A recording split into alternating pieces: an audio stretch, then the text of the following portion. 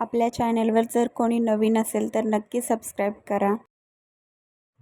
तर सर्वांनी नारी शक्ती दूत ॲपवरून फॉर्म सबमिट केलेले असेल तर इथं आपण नारी शक्ती दूत ॲप ओपन करून केलेले अर्जमध्ये जायचं. तर इथं माझा फॉर्म आहे, हा इन रिव्ह्यूमध्ये दाखवतो आहे.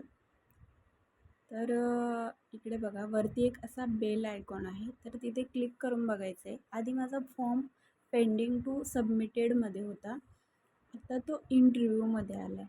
तर पेंडिंग टू सबमिटेड म्हणजे तुमचा फॉर्म सबमिट होण्याच्या आधी म्हणजे त्या लोकांनी अजून चेक केलेला नाही, तर काही काहींचे ॲप्रूव्ह पण झाले. तर माझा आता इन रिव्ह्यूमध्ये आला आहे. तर आपण बघूया की हा रिजेक्ट होतो आहे की ॲप्रूव्ह होतो आहे. कारण इन रिव्ह्यूमधून तो एकतर रिजेक्टमध्ये जातो किंवा ॲप्रूव्हमध्ये जातो किंवा डिसॲप्रूव्हमध्ये जातो. तर त्या डिसॲप्रूव्हमध्ये गेल्या